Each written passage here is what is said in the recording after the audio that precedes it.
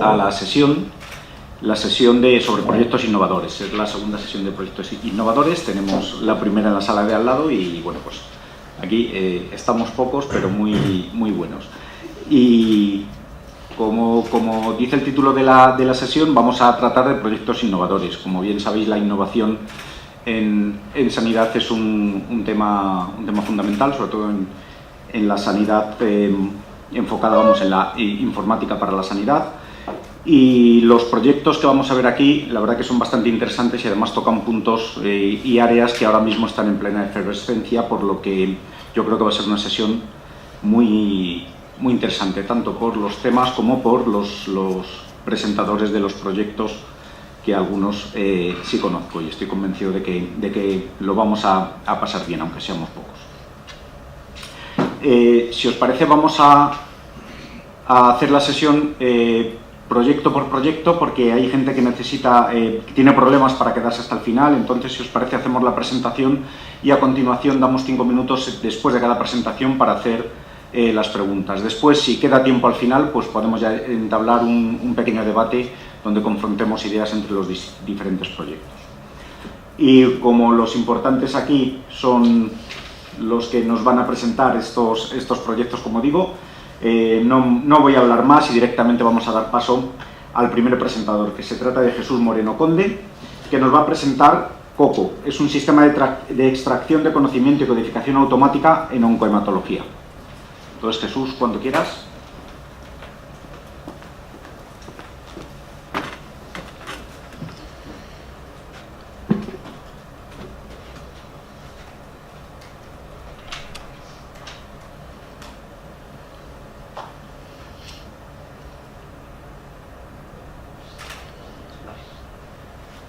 Hola, buenas tardes a todos. Mi nombre es Jesús Moreno, pertenezco al Grupo de Innovación Tecnológica del Hospital Universitario Virgen del Rocío de Sevilla.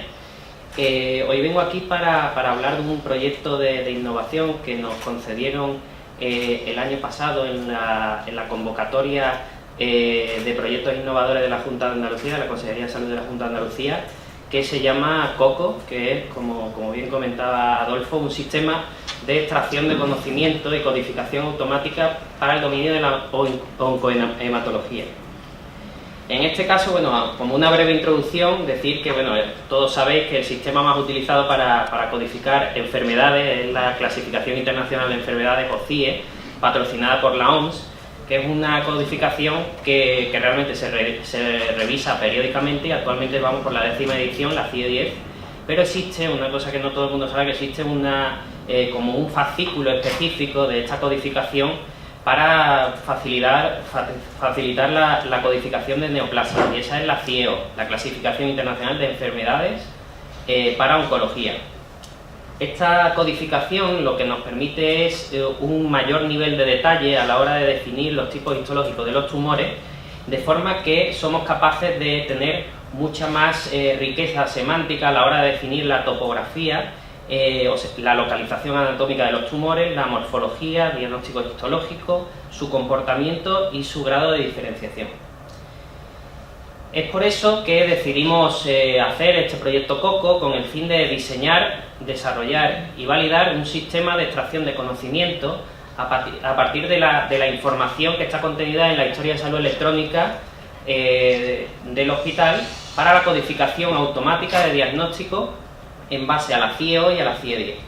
Lo que utilizaremos en este sistema, lo que tenemos pensado utilizar, son técnicas de aprendizaje automático y mecanismos de procesamiento de lenguaje natural para extraer y recrear un pipeline de componentes interoperables que apliquen estas técnicas de procesamiento de lenguaje natural para analizar el texto libre y sacar de este texto libre conocimiento clínico sobre la información contenida en los informes de los pacientes. El proyecto lo hemos propuesto en 6 fases, que os voy a exponer brevemente en estas diapositivas. La primera fase, pues realmente vamos a identificar cuáles son los sujetos que vamos a incluir en el estudio para estos pacientes hacer un análisis preliminar de la historia de salud electrónica que tenemos en el hospital. De este modo, lo que haremos será, en primer paso, identificar a los pacientes en base a los criterios de inclusión e exclusión que hemos definido en el proyecto, y a partir de ahí hacer ese análisis de los contenidos de la historia de salud electrónica para identificar las secciones de interés de donde podemos sacar ese conocimiento clínico que está presente en estos informes. A partir de ahí lo que haremos será desarrollar procesos de extracción, transformación y carga de esta información para trasladarla a sistemas posteriores para que hagan el procesamiento del lenguaje natural. La segunda fase del proyecto es el desarrollo de la arquitectura de componentes interoperables que os estaba comentando anteriormente para que apliquen esas técnicas de procesamiento del lenguaje natural para extraer el conocimiento de forma automática, el conocimiento clínico de la historia de salud electrónica de los pacientes. Para ello, lo primero que haremos será crear un corpus de documentos, un corpus ad hoc, para extraer ese conocimiento clínico de la historia y desarrollar esos módulos en base a una serie de procesos y workflows de procesamiento del lenguaje natural para extraer el conocimiento que está intrínseco en esos documentos. A partir de ahí realizaremos una evaluación de la precisión general de los distintos enfoques que le demos para el tema de procesamiento del lenguaje natural, con el fin de adecuar cuáles son las mejores técnicas para implementar esta tarea. La siguiente fase es estudiar e identificar la información que ya está estructurada en nuestros sistemas y que puede resultar relevante a la hora de codificar de forma automática los diagnósticos de estos pacientes en base a esas codificaciones que hablamos. Para ello, en base a ese conjunto de pacientes que hemos identificado, identificaremos la información relevante que puede tenerse en consideración a la hora de establecer ese diagnóstico e integrar estos datos estructurados con la salida de los algoritmos de procesamiento del lenguaje natural que comentábamos en la fase anterior y mediante un método de agregación hacer un clasificador automático para la codificación CIEO. La cuarta fase será la creación, el análisis y el despliegue de esos modelos de clasificación para realizar la codificación automática de diagnósticos. Para eso realizaremos primero un estudio y análisis de los datos que hemos recopilado en las dos fases anteriores y a partir de ahí identificaremos las mejores técnicas de aprendizaje automático que se puedan utilizar para la codificación automática en CIEO. El siguiente paso será, porque la codificación CIEO es mucho más específica que la CIE10, entonces realizaremos un mapeo de los conceptos que hayamos identificado en CIEO hacia la CIE10. El siguiente punto será evaluar los modelos que hemos generado utilizando diversas técnicas como pueden ser la validación cruzada, significación estadística de resultados, etcétera, y desplegar estos modelos para hacerlos presentes, para hacerlos accesibles a nuestros profesionales sanitarios a través de una interfaz web de trabajo. La quinta y la sexta fase realmente ya serían la integración de toda la información que hemos obtenido automáticamente de la historia clínica electrónica a través de un data warehouse, de forma que hagamos accesible la información que hemos obtenido no solo para la gestión clínica de la unidad de hematología del hospital, sino también con motivos de investigación clínico-translacional. El último paso pues será validar e implementar este sistema dentro de la unidad de gestión clínica de nuestro hospital para ver realmente la eficacia y el impacto que tiene en su uso diario. Este sería un esquema, una arquitectura de componentes de cómo tenemos pensado realizar este proceso. En la parte izquierda lo que tenéis realmente sería la historia de salud de los pacientes. Y lo que hemos hecho es dividir como si fuera dos cauces, uno que es los datos que están estructurados y nos pueden servir para la codificación, y otro los no estructurados. Los no estructurados irían directamente a lo que hemos llamado ahí el pipeline de procesamiento de lenguaje natural, que lo que establece son una serie de tareas para poder hacer la extracción del conocimiento clínico que está presente en los textos libres de las historias. Para ello se apoyará en terminologías de referencia como el NOMECT y también para la identificación de patrones y conceptos clínicos clave que pueden estar presentes en la historia. También haremos uso de diccionarios de sinónimos, etcétera, para extraer ese conocimiento. Una vez ya tenemos los datos estructurados y la salida de los algoritmos de procesamiento del lenguaje natural, todo eso se agrega en lo que sería ese codificador automático en CIEO y su posterior mapeo a CIE10, que sería la siguiente etapa.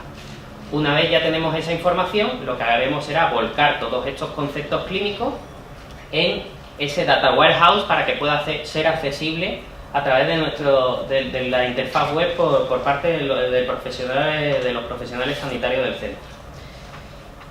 De cara a los resultados, este es un proyecto de investigación que son 2 años, tiene 2 años de duración, este es su primer año, estamos abordando las fases 1, 2 y 3 del proyecto, y lo que hemos hecho actualmente realmente ya es la identificación de los pacientes objetivos y la creación del corpus de trabajo. Además, ya estamos empezando a crear los primeros workflows para extraer los distintos patrones y conceptos clave que nos pueden ayudar a segmentar los pacientes en los distintos códigos del CIEO que tenemos como objetivo, y además estamos analizando cuáles son las técnicas de procesamiento de lenguaje natural que puedan resultar más prometedoras para el sistema final. Además, de cara al desarrollo de la infraestructura, hemos desplegado ya en el hospital pues un servidor que proporciona los servicios para ejecutar los algoritmos de procesamiento de lenguaje natural en Python, haciendo uso de librerías específicas en este proceso como es NLTK.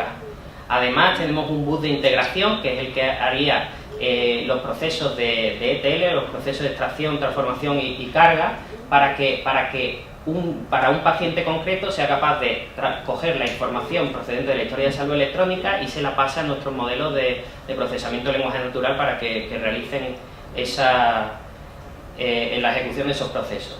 Además, tenemos desplegado en el hospital un software libre, que es un Data Warehouse, que es una iniciativa de software libre llamada Transmart, para que sea el punto objetivo una vez tengamos codificados los pacientes correctamente con su código diagnóstico CIEO y CIED.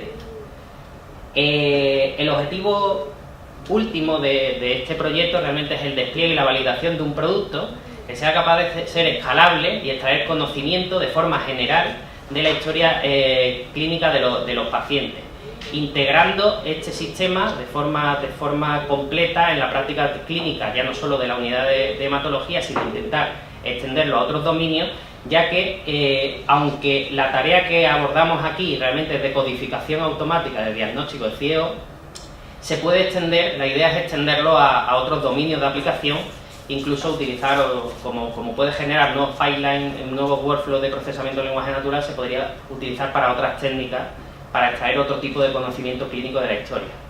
Puede ser un sistema que es bastante reusable. Y bueno, en principio eso es todo. Espero que hayáis disfrutado de esta presentación.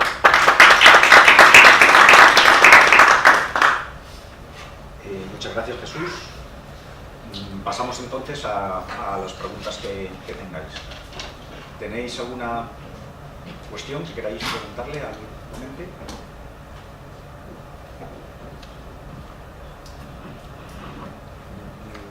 Si no hay ninguna, yo sí tenía un par de dudas que luego las guardo para luego preguntar después, pero si es así. No he entendido muy bien por qué hacéis un mapeo de CIEO a CIE10. Realmente este es un proyecto que viene heredado de varios trabajos previos con esta unidad y realmente, claro, ellos decían que para que a ellos les fuera satisfactoria la explotación de sus datos, ellos lo que querían era el objetivo del CIEO.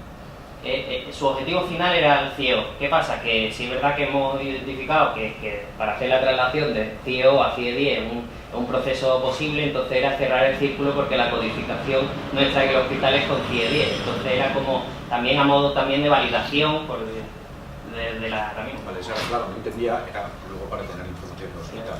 Claro, para intentar que esto revierta la propia historia del paciente. ¿Alguna pregunta? Y luego tenía otra cuestión también, separáis los datos no estructurados de los estructurados y luego los datos estructurados según que... ¿Cuál es la estructura? Quiero decir, ¿se sigue algún estándar o es directamente...? No, ahí accedemos directamente a la réplica del hospital, donde tienen ahí realmente algunos datos estructurados que están recogidos, por ejemplo, en codificaciones extendidas. Muchos de ellos de CIE10 o CIE9 tienen algunos, pero también de procedimientos y tal, de otro tipo de cosas. Y lo que hacemos es agregar esos datos a los conceptos que establezcamos como conceptos clave, objetivos, para así enfocar cuál es el código CIEO que necesita del paciente. Por lo tanto, a la hora de llevarlo a otra organización, a otro hospital, ese proceso sí habrá que ajustar. Claro, eso sí sería una cosa que habría que adaptar, sería la parte que se podría hacer. Pero bueno, como realmente nosotros estamos involucrados en el proceso de desarrollo, realmente podríamos intentar adaptarlo a algún estándar de interoperabilidad para que fuera más fácil su adaptación a otro sistema. De acuerdo. Muy bien, ¿alguna pregunta más? Pues muchas gracias, Jesús. Y pasamos al segundo ponente, que se trata de Gorka Sánchez. Hola a todos, mi nombre es Gorka Sánchez, soy médico, trabajo como responsable de innovación en el Servicio Murciano de Salud y os voy a presentar INDEMAN, un nuevo modelo de innovación sanitaria. Bueno, conocéis a estos señores, son muy famosos, son empresarios e innovadores de éxito en diversos campos, todos utilizan tecnologías del siglo XXI, pero tienen en común que ninguno de ellos ha triunfado en salud, ¿no? ¿Qué pasa con la innovación en salud?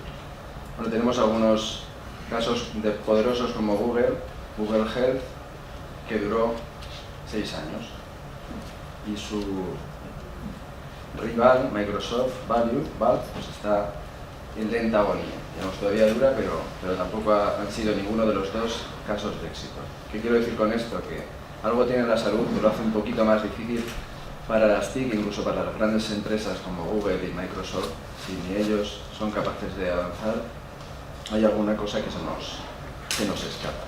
Nosotros tenemos la sospecha de que realmente, si dejamos la iniciativa de innovación sanitaria en manos de la industria, el recorrido va a ser el que tenemos hasta ahora. Por eso nosotros proponemos un nuevo modelo de innovación, partiendo desde la demanda, que es in-demand, es decir, partimos desde cuál es la necesidad, qué es lo que necesitamos, y luego además co-creamos.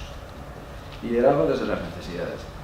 Innovación desde la demanda. Este es un proyecto europeo que además tuvo una evaluación sobresaliente de 4,5 sobre 15, 14,5 sobre 15, que yo eso no lo había visto, la verdad, en los proyectos que llevamos. No tiene una financiación muy grande, es de 2,5 millones, financiado al 100% por la Unión Europea, y participamos 3 regiones de Europa: Murcia, París y Oulu, en el norte de Finlandia. El proyecto se extiende en 3 años y empezó en septiembre del 2017 y terminará en agosto de 2020. Bueno, ¿cuál es el modelo in-demand? El modelo in-demand es este que veis aquí. Nosotros pensamos que, y esa es nuestra experiencia, que es necesario iniciar el proceso siempre no desde la industria, sino desde la necesidad, ¿vale?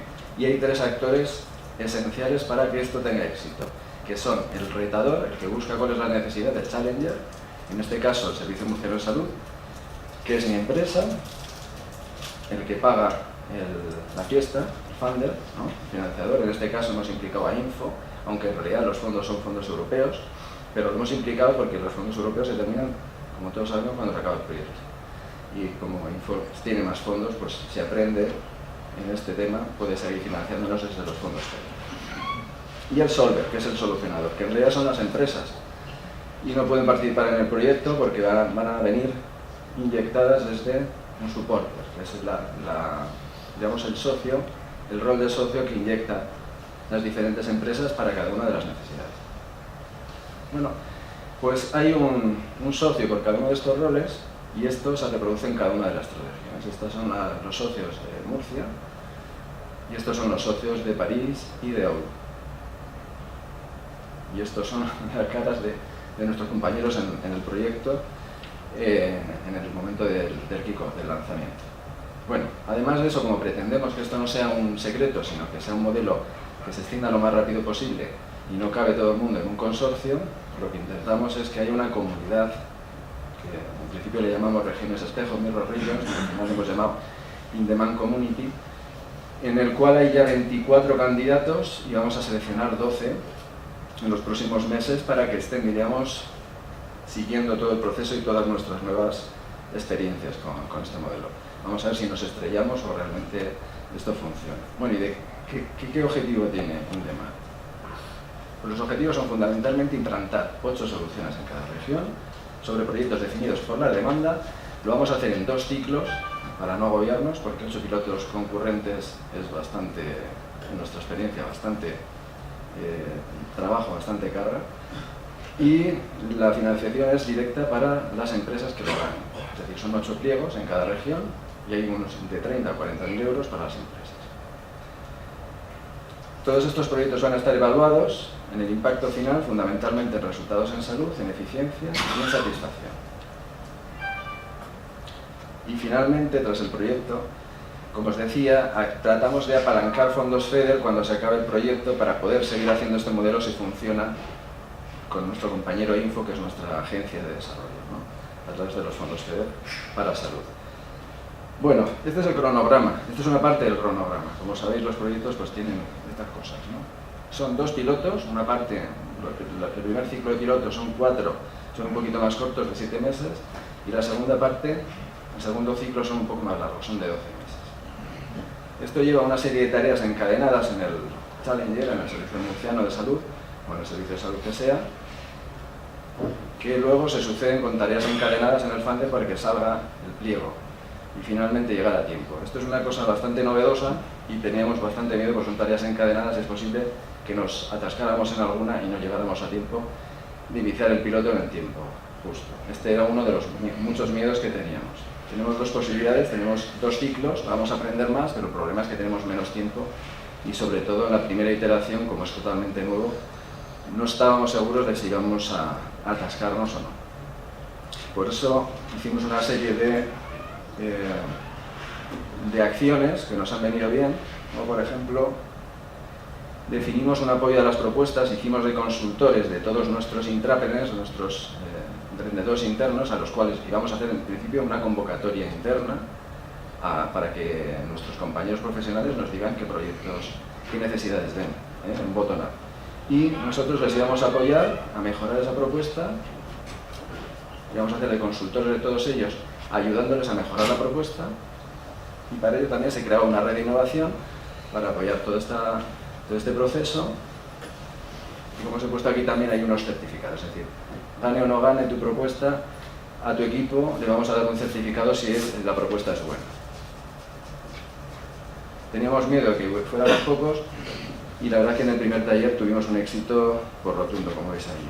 Fueron más de 100 personas cuando teníamos como objetivo que fueran 20.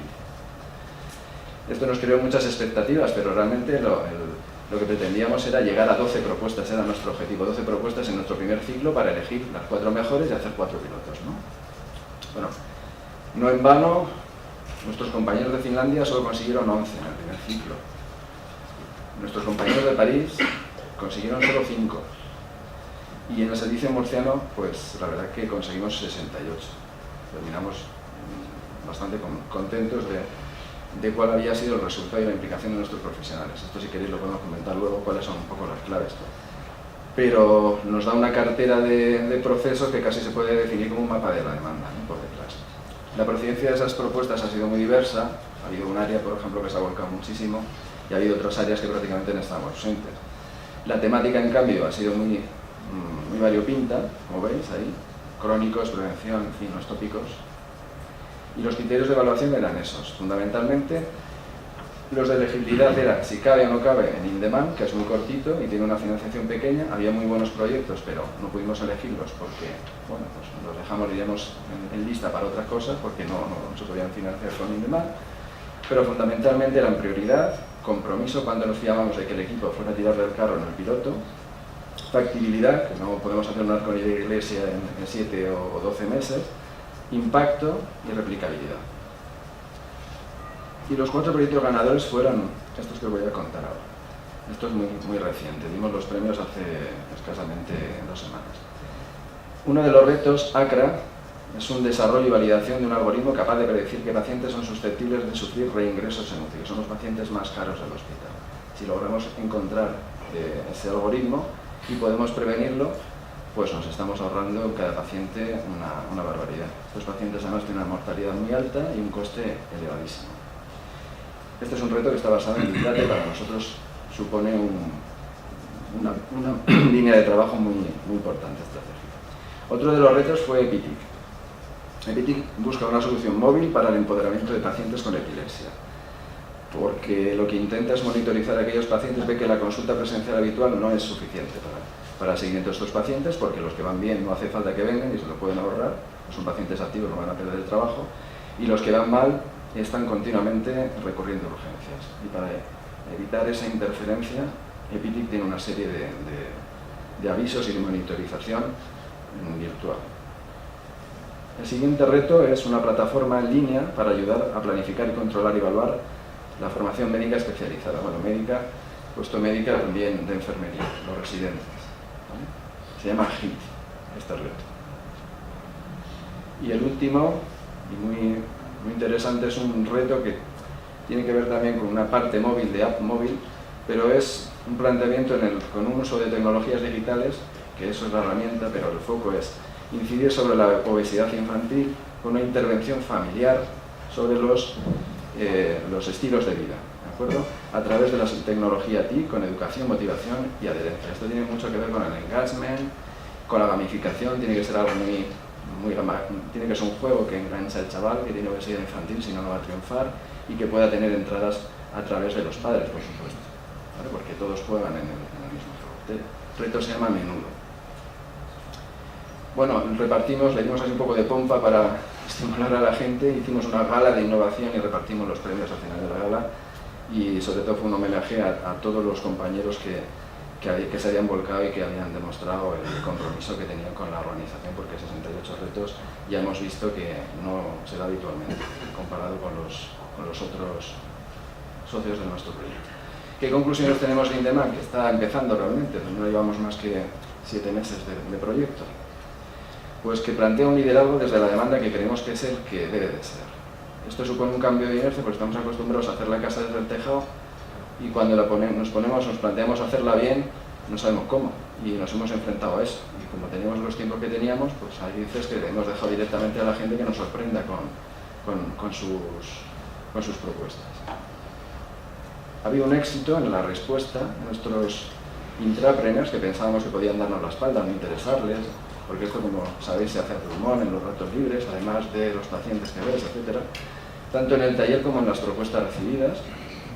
Y ahora habrá que gestionar bien esas expectativas, tanto fuera de In-Demand, aquellos proyectos que se han quedado frustrados y no han entrado en piloto de In-Demand, podemos buscarle otra financiación por otra vía, eso luego ya sabemos qué necesidades hay y qué gente está dispuesta a co-crear con esas necesidades, a tirar del carro si aparece una empresa adecuada para buscar esa solución.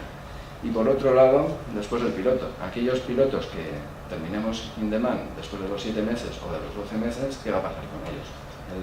El tema del scaling up, ¿no? A ver si no se queda en el piloto y nada más, para generar la frustración. Ya para terminar, solamente un par de reflexiones que os comparto. Como nos decía Steve, tenemos que partir, él ya hablaba de In-Demand, ¿no? Tenemos que partir siempre de la experiencia del usuario, y solo después de eso buscar la tecnología adecuada. Y este señor falleció hace poquito, con 90 y tantos años, fundador de IKEA, Campra, decía que los únicos que no se equivocan son los que están dormidos. Así que hay que perder el miedo a intentar la innovación. Nada más. Muchas gracias.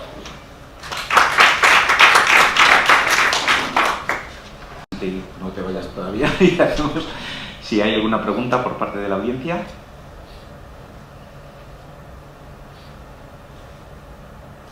No hay preguntas. A mí sí me gustaría que nos aclarases un poco cuál es el procedimiento, porque quizá no me he perdido un poco, ¿no? Es decir, habéis propuesto a vuestros profesionales sanitarios cuáles son sus necesidades, ¿no? Ahora, ¿dentro del proyecto están también la gente que va a financiar o eso sí vosotros mismos? Esta info, Sí. que es el que va a financiar después. Ahora mismo Info lo que hace es hacer los pliegos y comunicarlos, pero el dinero realmente es el dinero del proyecto europeo que viene de Europa. Entonces, este proceso tiene dos partes. Una call interna, una convocatoria interna a tus intrapreneurs, a tu gente inquieta que te propone retos, definiendo la solución, no definiendo la demanda, la necesidad, sin meterse en decir qué es lo que quiere exactamente, sino cuál es el problema y cómo se puede medir, y que luego te sorprenda la solución. No es que quiero un producto, un aparato, que tengo un problema y pienso que esto se puede solucionar con él. Entonces hay una parte de convocatoria interna, que es la que os he explicado, y ahora hay otra parte de convocatoria, digamos, a empresas, que la que ha lanzado el Info. Es decir, nosotros conseguimos 68 retos, llamamos así. Esos 68 retos los tenemos ahí, hemos seleccionado los 4 mejores, y esos 4 mejores nos ha costado un mes, los hemos masajeado hasta transformarlos en 4 pliegos de requisitos técnicos. Esos pliegos han publicado hace 2 semanas y van a estar las empresas pudiendo enviar, cualquier empresa europea, cualquier pyme europea puede enviar frente a esos 4 pliegos sus propuestas, sus soluciones hasta el 30 de abril. Vale. Y el 30 de abril se elige cuál es la empresa que va a hacer un piloto de co-creación junto al equipo que ha propuesto el juego. A lo largo de los, en este caso, 7 meses, el año que viene, que hacemos otro ciclo, serán 12 meses. Muy bien, el tiempo, has visto que ha sobrado bastante. No, entonces, en el fondo es un esquema luego también de, que podríamos decir, de compra pública innovadora, ¿no? Una vez que tenéis las necesidades, se pasa a un concurso. No es exactamente compra pública innovadora, es, bueno, el proyecto es in demand, co-creation driving on risk, es innovar desde la demanda, es decir, el que inicia, lo que intenta este proceso al final, digamos, el dinero termina en el mismo sitio, termina en la empresa, que es donde va finalistamente el dinero, ¿no? Pero en lugar de dárselo el Info, por ejemplo, con sus fondos FEDER, ahora lo que hace es dárselo a las empresas pensando cuál va a tener éxito. Pues de esta manera, en vez de darle el dinero al que vende, se lo vamos a dar al que compra, es lo que nosotros proponemos. Porque el que compra suponemos que está más cerca del éxito y de que eso realmente se necesite y entonces se adapta. El dinero al final llega a la empresa, pero llega de otra manera, es decir, lo canaliza, lo dirige la demanda. Esa es la base de un demanda. De acuerdo. Y bueno, una cosita que quiero decir, que Info está muy interesado en este modelo, en extenderlo si tiene éxito no solo a toda la sanidad, sino al resto de sectores. Es decir, que puede haber un antes y un después y se puede cambiar la forma de repartir el dinero de los fondos FEDER sin demanda. Muy bien, ¿alguna pregunta? Me ha gustado mucho lo de la sanidad es distinta, es cierto. O sea, yo que trabajo mucho en interoperabilidad, evidentemente las soluciones que en otros campos funcionan en sanidad, ¿no? Y eso se puede extender a... Es un campo complejo, está muy segmentado, hay aplicaciones nicho que funcionan muy bien, pero un gran éxito, como hemos visto en muchos otros sectores, parece que llevamos ya mucho, llevamos 17 años del siglo XXI y se nos resiste. Pues esperamos los resultados del proyecto en el venir. Muy bien, gracias, Gorka.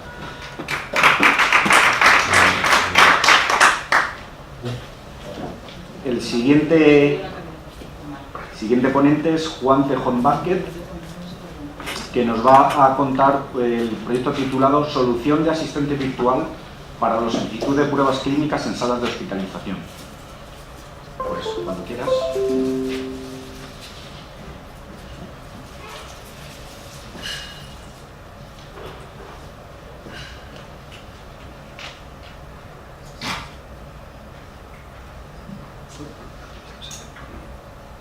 Bueno, soy Juan Tejón Vázquez, soy gerente de la empresa Accenture. Desde 2009 estoy colaborando con el Hospital Clínic y he venido aquí a explicaros una iniciativa que hemos hecho de forma conjunta, que es un asistente, bueno, es una prueba de concepto para un asistente virtual para que los médicos puedan hacer las solicitudes. No sé si hay muchos médicos, mucha gente que toque sistemas de información, pero la pinta que tiene en el Hospital Clínic el petitorio electrónico es algo parecido a estas pantallas que no sé si veis demasiado, ¿no? Es un listado con muchísimas pestañas, con un árbol de carpetas bastante complejo de gestionar, donde el profesional tiene que ir seleccionando las prestaciones que desea solicitar. Cuando les preguntamos a los profesionales qué les parece este sistema, que se lo hemos preguntado recientemente, pues no nos dicen demasiadas cosas buenas, ¿no? Nos dicen que están 10 minutos para crear unas solicitudes, que les cuesta muchísimo encontrar las cosas, que en el árbol, además, tal y como está hecha la funcionalidad en SAP, que es el sistema de información, pues el buscador busca donde quiere, bueno, en la carpeta que está, sino en cualquiera de las carpetas. Y bueno, pues digamos que la experiencia de usuario es mejorable. Entonces, sabiendo que esto es un punto de dolor para los usuarios en el hospital, haciendo un día reflexiones con la gente del departamento de sistemas, pues les propusimos por qué no crear una prueba de concepto de un asistente virtual, ¿no? Es decir, oye, sabemos que la experiencia de usuario no es muy buena y ahora tenemos la tecnología al alcance para crear un asistente virtual que que nos permita crear las solicitudes de una forma diferente. Y el caso que nos imaginábamos era, bueno, pues un médico a pie de cama que tuviera un dispositivo móvil al que le pueda hablar en lenguaje natural y pedirle la prueba que quiere pedirle al usuario, y que este asistente le entienda, si necesita más información se la pida o le vaya guiando un poco por la creación de la solicitud. Y esa es la...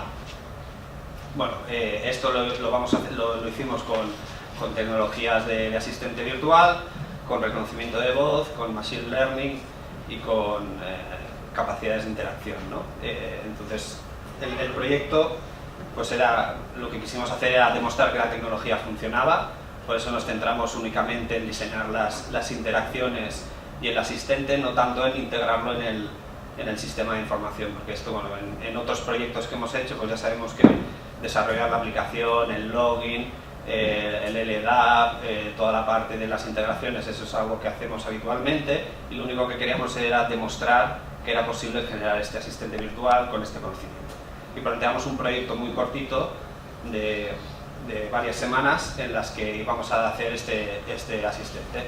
Entonces, las fases del proyecto, que luego os las iré explicando, pues fue primero realizar un análisis. Ahí lo que hicimos es hacer un análisis de las solicitudes que se hicieron en el hospital y buscar una sala del hospital que nos pudiera servir de piloto. Entonces, analizando, pues encontramos un caso y les propusimos hacer este piloto. Luego, como parte del proyecto, lo que quisimos hacer era una comparación de los diferentes proveedores que hay en el mercado de servicios de voice to text para ver cuál es, para nuestra prueba de concepto, cuál podría ser el más adecuado. Porque, bueno, en estas tecnologías pues también hay muchos proveedores, todos ofrecen unas capacidades más o menos similares y queríamos ver para nuestro caso cuál era el que nos podía dar un mayor índice de acierto. Y luego fue en 3 semanas, desarrollamos en paralelo, aunque en el dibujo no lo parece, la aplicación móvil y la parte de la inteligencia en el asistente. Bueno, el análisis que hicimos, para hacer el análisis, al final lo que hicimos fue una descarga de las solicitudes realizadas en el hospital en el año 2016.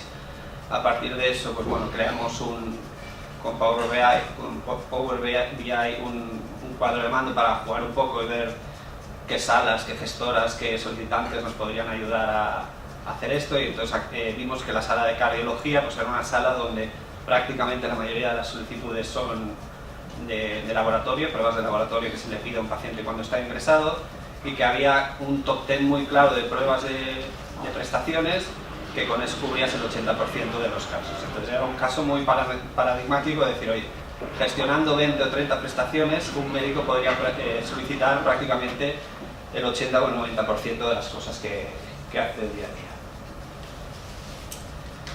día. En base a eso, pues nos pusimos en contacto con la sala y no se lee demasiado. Aquí lo que hicimos es, a los lectores les pedimos 2 cosas: que nos explicaran cómo ellos querían pedir, es decir, si le tuvieras que hablar a una máquina y decirle que quieres crear una solicitud en tu lenguaje de día a día, ¿cómo lo harías? Y luego es de las 20-30 pruebas que teníamos detectadas, ¿cómo las llamarían ellos? Porque en el catálogo de prestaciones las cosas tienen un nombre, pero ellos en su día a día le llaman de otra manera, ¿no? Entonces, para comunicarnos esta información, creamos un pequeño SharePoint, que es una lista en la que teníamos las prestaciones, los sinónimos y cómo querían ellos llamar las cosas, ¿no? Aquí, por ejemplo, pues decía, oye, yo cuando quiero pedir algo, diré, voy a pedir, solicito, dame un, porque estos son cosas que luego el asistente tienes que entrenarlo para que entienda todas estas combinaciones. Y luego de cada prestación, pues nos fueron dando los sinónimos. Aquí, pues la gasometría, pues le llaman gasometría, le llaman gaso, le llaman gas. Entonces, al final, bueno, pues esa es la información que recogimos y que luego nos serviría para entrenar el asistente. Una vez tuvimos toda esta información, lo que hicimos es la comparación de los proveedores del voice to text. Aquí cogimos a 5 de los proveedores más habituales, y lo que hicimos fue generar para cada una de las prestaciones 3 muestras de voz. una con un ambiente un poquito más ruidoso, otra con un ambiente más silencioso y otra con más o menos cerca del micrófono. Y todas estas muestras las pasamos por los diferentes servicios y jugamos a ver cuál era el que nos daba más acierto. Y ahí comparábamos las que nos daban acierto total, las que nos daban algo que no era exacto, pero que sabíamos que entrenando un poco el servicio podríamos haber llegado al valor exacto, y las que no eran inexactas. Y comparamos los resultados. Y en nuestro caso, pues nos dio que el servicio de Vocalia era el que tenía más precisión, y el de Google también, ¿no? Finalmente fue el de Google el que escogimos, porque en aquel momento pues teníamos una alianza con Google y estábamos muy interesados, o ellos estaban muy interesados en poder generar un caso conjunto, y fue una tecnología que nos sorprendió, porque sin ser un reconocedor de voz específico de jerga médica, era capaz de entender los nombres de algunas prestaciones con palabras un poco en jerga médica. Entonces, una vez ya teníamos definidas las prestaciones y definido cuál era el proveedor, lo que creamos fue la arquitectura y desarrollamos el chatbot y la aplicación. Esto igual es un poco técnico, pero intento explicar cuál es la arquitectura. Al final lo que hemos desarrollado es una app donde el usuario puede tanto hablarle como escribir. Si quiere usar el servicio de, oye, quiero pedir esta prueba, o lo puede escribir. Y eso lo que hace es consumir los servicios del asistente virtual, que entre todos los servicios que ofrecen este tipo de asistentes, pues nosotros utilizamos el speech to text para convertir la voz en texto, temas de diálogos, de extracción de entidades, generación de conocimiento, y ya está. Y luego esto, pues en un futuro lo que tendría es que integrarse con el GIS, porque ¿no? a la que el asistente reconoce lo que estás hablando, pues tendrías que consumir los servicios web del backend para acabar generando finalmente la solicitud. Y en un futuro pues también debe existir la figura del ingeniero de conocimiento para entrenar y ir desarrollando la inteligencia del asistente. Para desarrollar el asistente pues utilizamos Dialogflow, que antes se llamaba API.ai cuando empezamos a hacer el proyecto, y lo que hicimos fue configurar el gestor de conversaciones. En todo este proceso yo vengo de hacer habitualmente proyectos de mantenimiento de SAP, pues empezamos a aprender toda la jerga de la inteligencia artificial, ¿no? Que nuestros compañeros nos empezaron a hablar de uterancias, intenciones, entidades, contextos, acciones, respuestas, hasta que nos pusimos de acuerdo los que venimos de pensar en bases de datos, tablas y lógica programada, y los que pasan a hablar de otros conceptos, nos costó un poquito ponernos de acuerdo, pero al final lo que tienes que, para configurar este gestor de diálogos, lo que tienes es que generar cuáles son las intenciones, que en nuestro caso era realizar una prueba. Luego cada intención tiene formas de pedirse, ¿no? Que puede ser quiero solicitar, me gustaría pedir, o decir directamente el nombre de la prueba. Luego a partir de aquí cada intención puede tener unas entidades que son una especie de variables, ¿no? Que el sistema, pues en este caso, pues para la gasometría me tiene que pedir el tipo de gasometría, me tiene que pedir el porcentaje de oxígeno. Si el usuario no me lo dice, el asistente le recordará que tiene que dar esa información. Si el usuario cuando hace la solicitud es capaz de decir la prueba y esos dos valores, lo entiende y generaría la solicitud sin insistirle en que tiene que hacer esas pruebas. Y luego pues podríamos llegar a complicar el modelo y saber que en función de dónde estás y lo que estás haciendo, pues saber cuál es el contexto, si tiene que hacer más o menos preguntas. Bueno, esta prueba de concepto pues finalmente la hemos hecho, la hemos presentado en el hospital. El resultado es, luego intentaré hacer una demo, y si no os enseño una demo que tenemos un poco más de cartón piedra. Ha sido muy positivo. A los médicos, pues cuando les dices que esta sería la forma de pedir en un futuro, les gusta, ven que sería, bueno, que esos 7 minutos que pierden en estar delante del ordenador y teclear se les resumiría. Yo siempre cuento una anécdota, trabajando con el equipo de médicos que eran residentes de la sala de cardiología, pues un día vimos cuál sería la aplicación práctica, ¿no? Porque estábamos con ellos definiendo los sinónimos, y entró el médico más senior, se asomó a la puerta y dijo, al de las 6-7 le pedís esto, lo otro, lo de aquí, lo de allá. Y ellos apuntaron rápido, luego se fueron al ordenador, empezaron a transcribir y digo, mira, estamos haciendo algo para que ese señor saque el móvil y se lo pida directamente a la maquinita y no venga vosotros a pediros que le tenéis que poner, ¿no?, calcio, potasio, no sé qué cosas al paciente. Y a partir de aquí, pues los próximos pasos que estamos viendo con los hospitales, primero, bueno, pues es esta prueba realmente integrarla con el backend, que sería generar esa capa de servicios. Luego poder introducir mejoras, ¿no? Cuando empiezas a hablar de inteligencia, pues hay gente que te dice, hombre, y si cuando entro ya me sugiere la prueba en vez de yo tener que pensarla, y si no sé qué, ¿no? Y a partir de ahí, bueno, también cuando tiras del hilo, lo primero que te pregunta alguien es si tienes los diagnósticos bien codificados y cuando vamos a hacer la prueba eres capaz de decir todas estas cosas que necesitarías, y ahí es la guerra que estamos teniendo. No siempre la información que necesitarías para poder hacer sugerencias la tienes, porque bueno, nosotros hacemos la analogía mucho con Amazon, ¿no? Vas a comprarte algo y Amazon te conoce, sabe tu perfil, lo que compraste ayer, lo que has mirado hoy, y te propone que si te has comprado una tele, que te compres el cable, pero en medicina no siempre todo está tan codificado y todo es tan sencillo. Y a partir de aquí luego serían, sino también otros tipos de asistente móvil, ¿no? ¿Por qué pedir pruebas sino prescribir? ¿Por qué no que el asistente cuando estás a pie de cama le puedas preguntar, oye, dime las constantes del paciente si es que no las tengo delante, o poderle pedir otro tipo de información? Al final es un frontend diferente de ir a un ordenador y buscar por las pantallas y moverse por varios sitios y que él sea el que te vaya a buscar la información.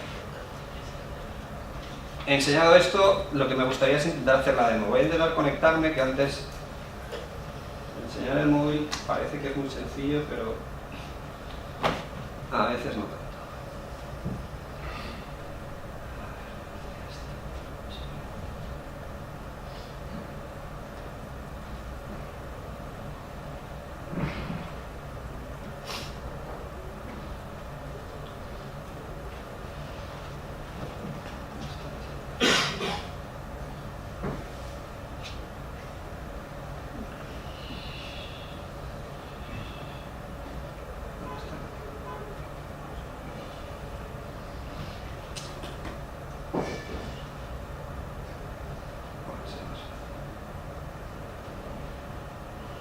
Como igual nos sobra tiempo, luego os lo puedo enseñar en el móvil porque no sé si es más sencillo.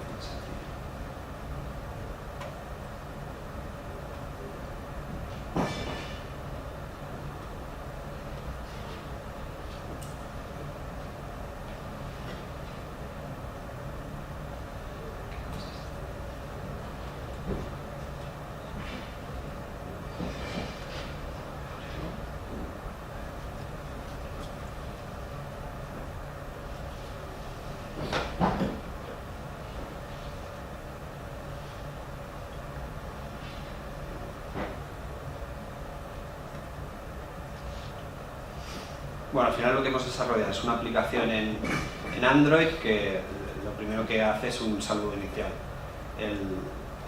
El usuario, bueno, al encendérselo y decir un saludo, aquí al final lo que programamos también son una serie de saludos, hola, buenos días, buenas tardes, buenas noches, pues el asistente lo que programamos es que respondiera y lo primero que preguntaba es el apellido, el nombre del profesional. Ya, contestar. Bueno, lo que te dice es bienvenido doctor Roque Béjar en este caso y te diría. Sí, pues ahí no lo estamos viendo. No, Bueno, pues eso, al decir el hola o el buenos días o buenas tardes, el asistente lo que te pregunta es cuál es el nombre. El profesional se podría identificar, le dice bienvenido doctor lo que sea, qué desea solicitar. Y a partir de aquí lo que el profesional tiene que decir es qué quiere hacer. Aquí directamente decíamos gaso, que es una de las formas de pedir la gasometría que antes contestado. Como solo dice el nombre de la prueba, el asistente es capaz de reconocer y dice, bueno, pues yo sé que la gasometría me tienes que decir el tipo. Y me propone unos valores, arterial, capilar, arterial umbilical, venoso umbilical. Lo dices, arterial, y lo siguiente que sabes que tiene que decir el porcentaje de oxígeno, que en este caso sería... recuerde, por favor indique el porcentaje de oxígeno, el valor estándar es del 21%, entonces el profesional podría indicar la prueba. una vez ha contestado todas las preguntas que el asistente sabe que necesita, pues te hace un resumen. Muy bien, has pedido, te dice el nombre que tenemos en el maestro, gasometría, de tipo arterial, 21%. Y te pregunta si quieres cancelar o seguir haciendo peticiones. Si hiciéramos lo mismo,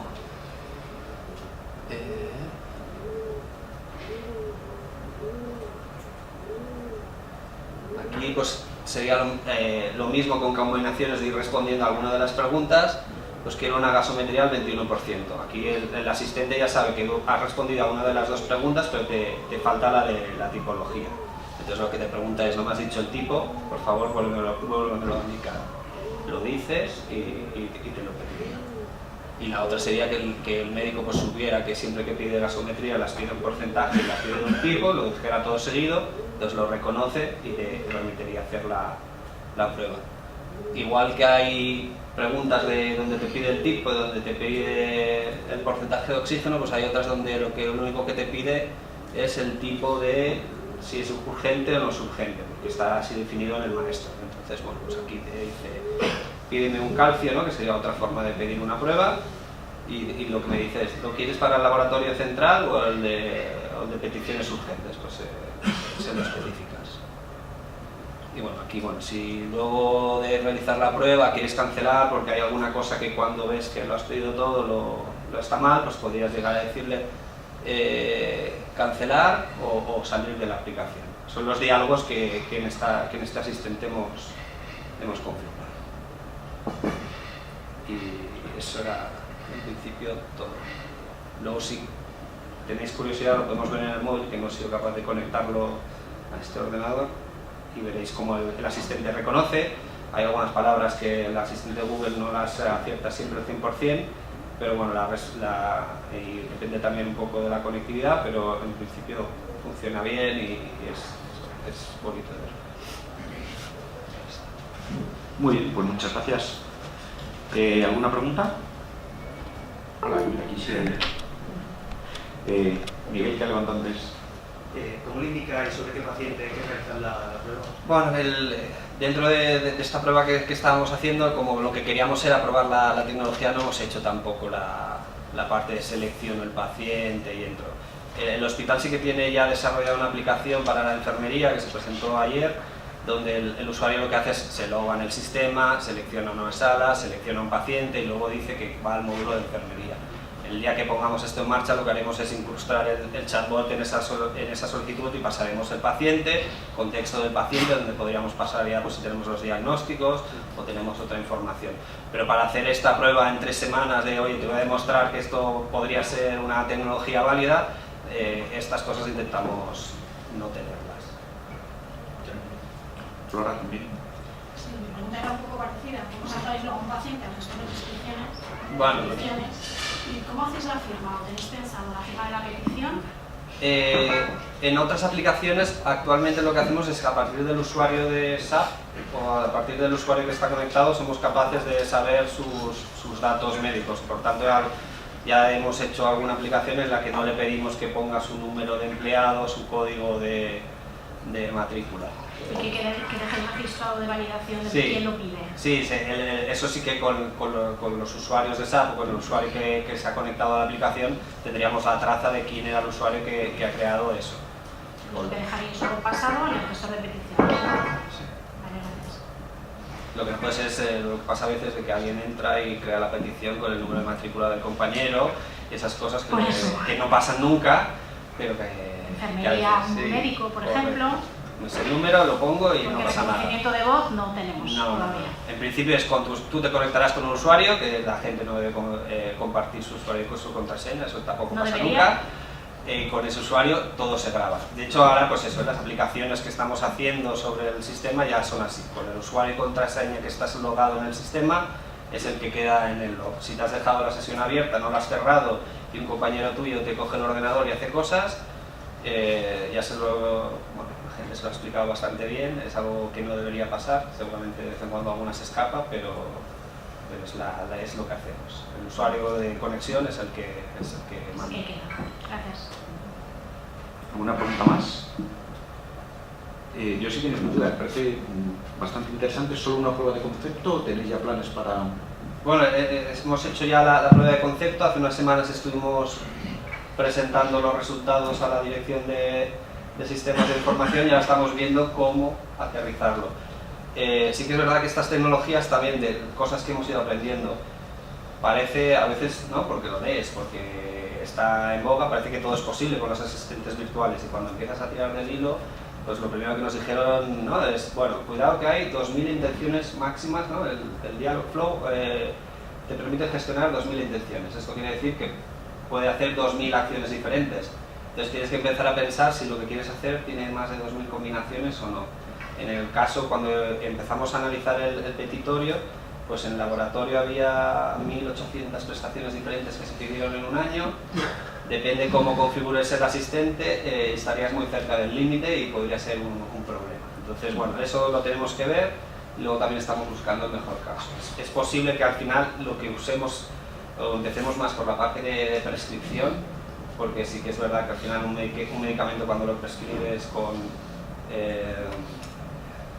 principio activo, vía, dosis y alguna cosa más o menos todos pegan, o hay un gran número que te entran ahí, y entonces serían muchas menos intenciones que no aquí en el petitorio, donde hay muchísimas prestaciones, donde cada prestación sí que en una se hace una pregunta, en otra se hace otra, y eso es más complejo de gestionar. Pero es una de las líneas que este año seguramente hagamos el hospital haga alguna prueba. De acuerdo, muchas gracias.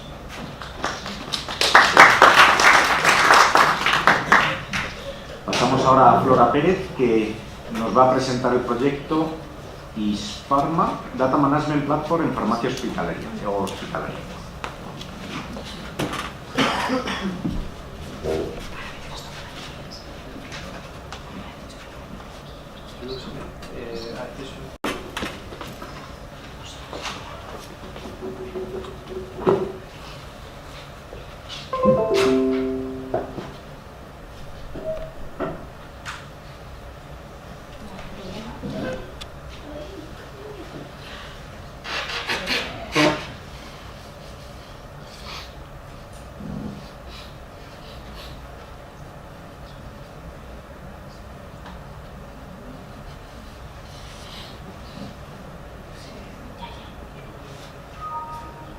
Vale, bueno, buenas tardes. Agradezco a las 6 la oportunidad de presentaros el proyecto tecnológico que se llama ISPharma.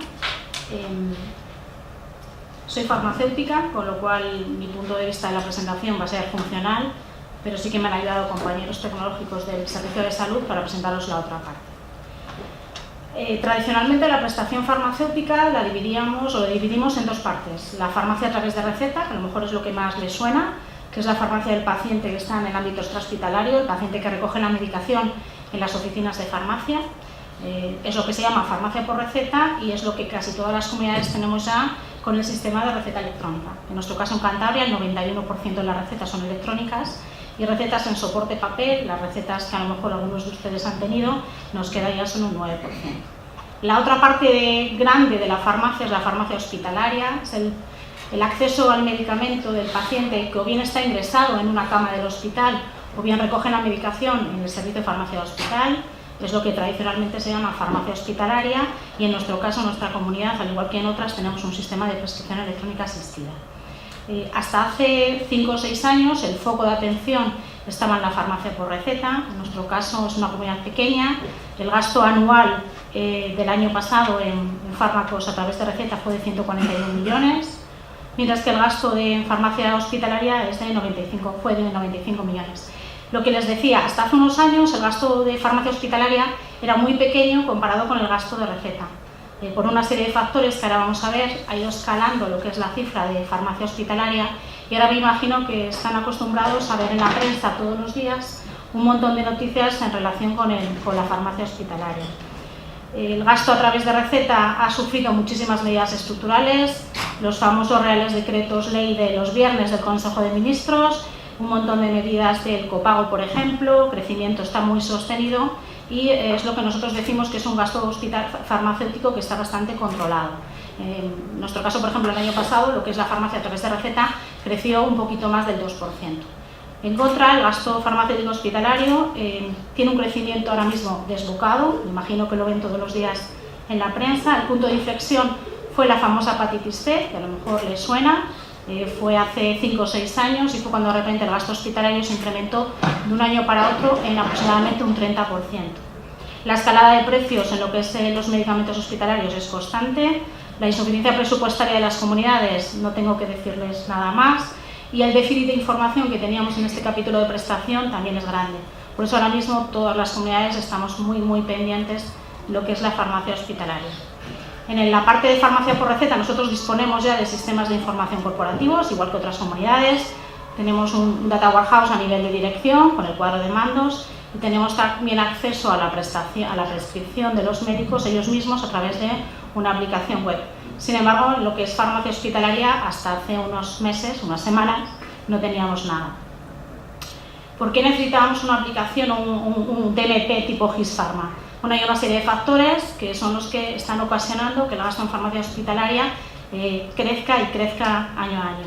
Por un lado, el envejecimiento, la cronificación de las enfermedades, los programas de detección precoz, la terapia biológica e inmunoterapia, también supongo que si alguno en las salas clínico está atento a la innovación en este sentido, medicina personalizada, desarrollo de medicamentos para enfermedades raras y ultrarraras, desigualdades en el acceso a la innovación terapéutica, esto también estará mucho incluso hay una ponencia ahora mismo en el Senado de que hay un acceso desigual a los medicamentos oncológicos según la comunidad e incluso en el hospital en que estés, y una disponibilidad muy limitada de recursos financieros. Todo esto ha agravado la complejidad en la gestión del medicamento en el ámbito hospitalario y por eso resulta clave disponer de un sistema de datos para tomar decisiones. Solo me voy a fijar de los factores que les he comentado antes, me voy a fijar solo en el primero y en el último, en el envejecimiento y en la disponibilidad de recursos. Sabemos que tenemos encima, a pesar de que no se dice yo creo lo suficiente, una alerta demográfica. Las proyecciones de crecimiento y de población a 2050-2060 la verdad es que son catastróficas. España va a ser de los países, si no el país, con un mayor porcentaje de pacientes y de personas mayores. Y dentro de lo que es el territorio nacional, Castilla y León, Asturias, Galicia, País Vasco, Aragón y Cantabria son las comunidades autónomas que ya son más envejecidas y tienen proporciones de personas mayores ya que superan el 20%.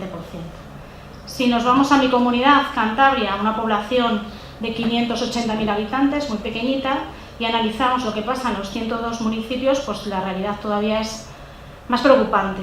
14 de cada 100 residentes de la comunidad son menores de 14 años y 20 ya tienen más de 64. Los municipios más envejecidos los tenemos en el interior y en comparación con el conjunto del país, Cantabria presenta tasas estructurales mucho menos favorables. Tenemos menor juventud, un envejecimiento superior y mayores índices de longevidad y dependencia. Todo este factor de envejecimiento agravado en algunas comunidades como la nuestra nos va a hacer tener más pacientes crónicos y más pacientes que van a ir a recoger medicación a los servicios de farmacia de hospital. Si me voy al último de los factores que les dije, que es el riesgo de la sostenibilidad, pues en este caso nuestro panorama pues también es bastante malo. Estos son los titulares que estamos viendo todos los días. Están intentando hacer un acuerdo a nivel del Senado, un pacto por sanidad se dice, para dar más dinero a la sanidad pública, pero no se sabe muy bien cómo repartirlo. Casi todas las comunidades, salvo 3, entre ellas la mía, que sí que lo está, estamos adheridos al pago a través del FLAM. No sé si conocen lo que es el FLAM. Son los fondos de liquidez autonómica, es decir, hay comunidades autónomas como la mía que pagan las facturas farmacéuticas a través de los fondos públicos, los fondos que da el Estado de Madrid me refiero. Eso supone que tenemos una situación de insuficiencia financiera clara y estamos muy limitados a la hora de incorporar innovaciones. Lo que les he comentado antes de que se está acercando el gasto hospitalario a lo que era el gasto por receta, bueno, pues cada vez es menor esa diferencia y esto sí que va a ser un sorpaso. Este año seguramente el mercado hospitalario va a superar ya lo que es el mercado de la farmacia por receta. El coste por cáncer supone un 11% del gasto sanitario global. El tema que les dije antes de la terapia de la hepatitis, que supuso incrementos en esta partida presupuestaria del 20 y tantos % en un año, y nosotros nos hemos desayunado hace unas semanas con un recorte ya inmediato en lo que es la farmacia, que va a ser en farmacia hospital claramente, de 24 millones, nada más empezar el año. Con este panorama pues se pueden imaginar que diseñar, desarrollar e implementar un DMP como una herramienta tecnológica que recogiera, depurara y agregara todos los datos de nuestras farmacias de hospital, pues era un tema pues, que necesitábamos con urgencia para tomar decisiones. Las fases en que creamos el proyecto, bueno, pues como otros proyectos. Una fase primera de crear un grupo de trabajo multidisciplinar, gestores, informáticos, tecnólogos, farmacéuticos, analistas. Una fase segunda que fue el diseño del sistema de información. Aquí es lo mismo que cualquier DMP que conozcan. Analizamos la información disponible en nuestro sistema de prescripción, lo llamamos PEA, prescripción hospitalaria, recuerden. Vimos la disponibilidad de otras fuentes de información, estructurales o no estructurales, identificamos nuestros segmentos de audiencia y vimos nuestros entornos de información.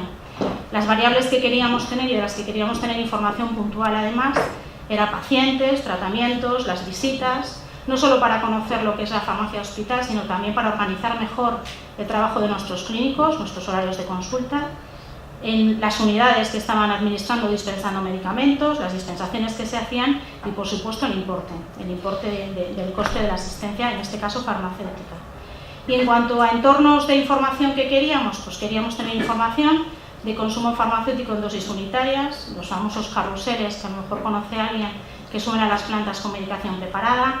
También queríamos saber nuestro consumo farmacéutico en los pedidos de planta, en la dispensación ambulatoria, esa dispensación en que el paciente va al hospital a recoger la medicación, en oncología, en medicación oncológica oral y autoadministrable, es decir, la que el paciente se lleva y toma en su casa, y también en medicación oncológica no oral, que es la medicación que se administra y para lo que el paciente acude a nuestras consultas externas. Este es el mapa de todas las fuentes de información que rastreamos a la búsqueda de datos y que se vuelcan en el DMP. Fase tercera fue un desarrollo, una fase de pruebas. El sistema lo hemos llamado GIS-Pharma, pues porque una de las fuentes de información que utilizamos es el GIS del hospital, ¿vale? Solamente por eso. Y utilizamos como herramienta de Business Intelligence el KitView. Las tres fases son las fases típicas, un volcado de información que procede de descargas mensuales de distintas fuentes de datos, estructurados y no estructurados, la propia herramienta de prescripción electrónica, que tiene prescripción, dispensación y administración, la tarjeta sanitaria, toda la base de recursos humanos de los hospitales, el CMB de hospitalización, todos los datos que se manejan en contabilidad analítica y el nomenclator de medicamentos. La segunda fase para mí es la más importante, es el procesamiento de datos, es el valor añadido que realmente nos ha dado la herramienta, que no solo recopila muchos datos, sino que además los relaciona, los depura y los organiza. ¿Qué teníamos antes de esto? Pues poca cosa, ficheros planos que se descargaban desde las farmacias de hospital, con datos que no estaban depurados e información que no era consistente. Muchos errores teníamos. La fase tercera es mostrar la información, lo hacemos con una interfaz que ahora veremos alguna pantalla que es muy sencilla, se maneja con otras herramientas, con iconos, con filtros, con gráficos que nos ayudan a navegar y a entender toda la información integrada. La fase de depuración de datos realmente es la importante. Cuando hacemos esta carga de datos, lo que es importante es depurarlo para tener mejor información del paciente y asignar correctamente tanto los servicios a los profesionales como los episodios clínicos a la prescripción. Hay una serie de algoritmos que se hacen automáticos en esta fase de procesamiento, les hemos dado muchas vueltas, hemos consensuado bastante este tema. Tenemos procesos de actualización de los campos CIP es el código de identificación del paciente, el código SNS, o en nuestro caso si hubiera CIP autonómico, y utilizamos como identificador de referencia el número de registro de los pacientes en cada hospital. Tenemos un proceso de actualización también de episodios de hospitalización y de urgencias, asociado como el servicio, también para poder informar en los pedidos que hacemos a planta. Los pedidos que suben a planta son pedidos que son como un pedido de un supermercado, lo que nosotros decimos un stock. Intentamos rastrear hasta quién es el paciente que tuvo una prescripción antes de eso, para poderlo asignar. En el caso de unidosis y pedidos de planta que vienen desde un paciente que entró por urgencias, si al final acaba en hospitalización, también modificamos su episodio para poderle asignar un episodio real de hospitalización, para poderle dar al final costes a este proceso. Cruzamos con el fichero CMB de hospitalización para poder asociar el código diagnóstico y también hacemos un cruce con toda la información de recursos humanos de los hospitales. Tenemos muchos casos de médicos residentes que están haciendo una rotación en un hospital que no es el hospital en el que están contratados, con lo cual tenemos que hacer una depuración, datos de prescripciones que hace un médico en un servicio pero que realmente la patología que originó la prescripción es otro, entonces ahí tenemos que moverlo, una serie de procesos automáticos. La fase quinta ya ha sido el acceso, hemos dado acceso a las direcciones y a los servicios de farmacia. A día de hoy, desde hace 3 semanas, es la herramienta que utilizamos como ayuda a todas las decisiones que tomamos en farmacia hospitalaria de la comunidad. Esto es un ejemplo de una pantalla. Es la información de uno de nuestros hospitales, en este caso es el Hospital Comarcal de Laredo. Maneja los series de filtros temporales y de centro en la parte superior y muestra toda la información asociada a las prescripciones. El proyecto lo iniciamos en junio del año pasado con la creación del grupo de trabajo y desde enero de este año ya lo tenemos operativo. La información que tenemos es todo lo que hemos conseguido volcar de datos del programa de prescripción hospitalario desde el año 2015 hasta ahora. A la hora de visualizarlo manejamos unos entornos, pues podemos filtrar ámbitos y principios, pues información global y acumulada del gasto, la variación, el número de pacientes tratados, número de tratamientos, número de unidades consumidas, y tenemos un entorno gráfico que nos va dando siempre la comparación con el año anterior. Hace resúmenes cuantitativos, pues información global de todas las variables que antes he dicho, también el porcentaje de cada variación, y nuevamente la consulta la podemos acompañar de un gráfico. También podemos entrar a buscar información por hospital y por ámbito, información a nivel del servicio de salud, o bien irnos a una de las gerencias de hospital. También por ámbito de dispensación, irnos a la dispensación en paciente ingresado, o en paciente oncológico, o en paciente que recoge la medicación en el servicio de farmacia. Esta es otra forma de entrar a la información, en este caso es por ámbitos de dispensación de un hospital, en nuestro caso nuestro hospital grande, que es el Hospital Universitario Marqués de Valdecilla, donde lo primero que se ve ya simplemente con ese diagrama, con ese sector, es que más de la mitad de nuestro gasto en farmacia de hospital ya corresponde a la medicación que se recoge en los servicios de farmacia, no es la del paciente ingresado, ¿vale? Y también hemos utilizado, como lo dije antes, los datos de la codificación FMBD. Podemos ver el consumo farmacéutico asociado a esa codificación, es decir, el diagnóstico principal por el que acudió el paciente, y también como dato no estructurado, pero que estamos utilizando, es la patología no CMBD. Son definiciones de patologías que utilizan los propios servicios de farmacia, que aunque no sean muy ortodoxas, hemos creado un árbol de decisión por debajo y también manejamos esa información que a veces nos es útil. Como pueden imaginar, bajamos hasta el nivel mínimo de desagregación, que es el principio activo o el medicamento comercial. Para acabar, bueno, pues tenemos gran preocupación, existe gran preocupación, no solo por las cifras de gasto farmacéutico, que antes les he mostrado, hospitalario en este caso, sino por diferencias en la equidad en el acceso de los pacientes a la innovación. También diferencias en calidad de la asistencia y por otro lado está la necesaria transparencia que se nos exige como gestores públicos. En el caso de Cantabria, del presupuesto del Gobierno de Cantabria anual, 1/3 se destina a sanidad y de ese tercio que se destina a sanidad, 2/3 se van a la farmacia, con lo cual, aunque solo sea por eso, tenemos que tener información exacta de todo. Información corporativa que sea ágil y de calidad sobre prestación farmacéutica en el hospital debe ser prioridad de cualquier servicio de salud. En el éxito del proyecto clave y en este proyecto más todavía el grupo de trabajo multidisciplinar que les dije al principio. Combinar filtros, opciones, niveles y ámbitos de información hemos visto que permite acercarse de manera mucho más sencilla a la información. Para el usuario, tenemos usuarios avanzados que decimos nosotros a nivel de gerentes o directores médicos, pero también hay usuarios a nivel de responsables de servicios de farmacia. Y por eso es muy útil manejar la información con los niveles, nivel mayor o menor de desagregación, o haciendo comparaciones sobre periodos anteriores. Y para terminar, quedan todavía por mejorar muchos aspectos, tenemos que todavía depurar muchísimo más la asignación de costes. Estamos teniendo bastantes problemas con el tema de los descuentos en las compras de los medicamentos, los abonos que nos llegan a posteriori. Todavía tenemos que trabajar más este tema y con optimizar todos los procesos terapéuticos, que es lo que vendrá después del sistema de información. Muchas gracias.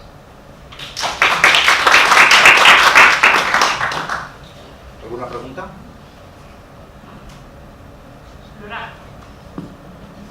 Bueno, me ha gustado mucho tu presentación.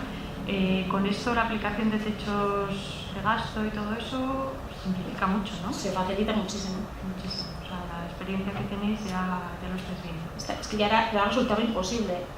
No sé si conoce la audiencia lo que son los techos de gasto.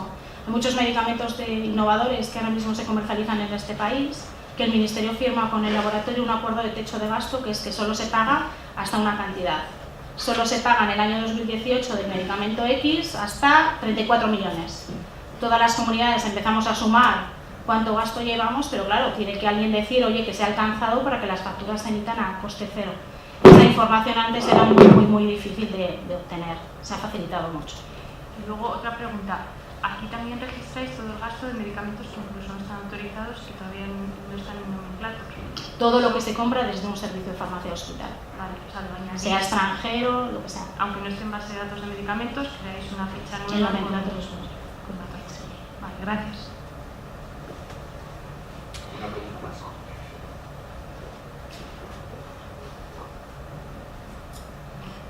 Sí. Gracias, Flora. Me ha parecido fantástico lo que has presentado y has comentado que a pacientes ambulatorios va la mayor parte del gasto que habéis detectado. Más de la mitad. Claro, y eso me parece que fundamentalmente serán, supongo, medicamentos de diagnóstico hospitalario.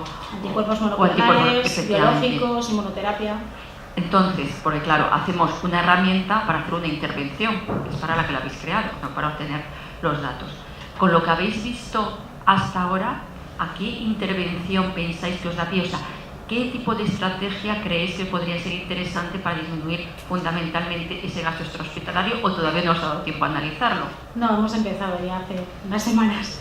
Estamos firmando acuerdos de riesgo compartido con los laboratorios. Esto es lo que nos permite saber si un paciente, como tenemos toda la patología, el diagnóstico, dónde está, si un paciente, por ejemplo, al que le suministramos un medicamento para un cáncer de mama metastásico, fallece, progresa, retiramos la medicación. Lo que estamos haciendo es ahora firmar ya acuerdos con los laboratorios de que muy bien, adquirimos el medicamento, pero si, por ejemplo, el paciente fallece, me lo invento, a la semana 20, nos retornan el 100% del coste. Ya lo estamos haciendo.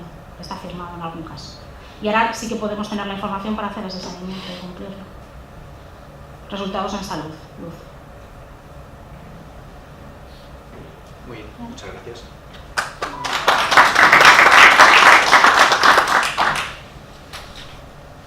Y a continuación, Marta Carbonell nos va a presentar el proyecto titulado Inteligencia Artificial para la mejora de la asistencia en consultas externas de traumatología.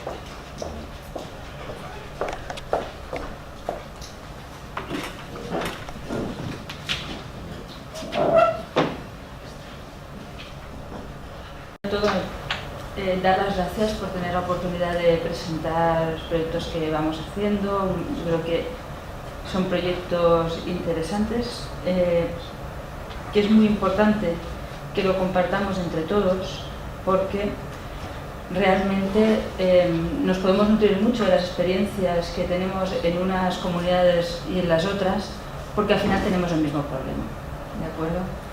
Entonces os explico, yo voy a explicar un proyecto, voy a presentar un proyecto que no es únicamente un qué hacemos en consultas externas de traumatología, sino que es un proyecto de innovación que hemos hecho al servicio.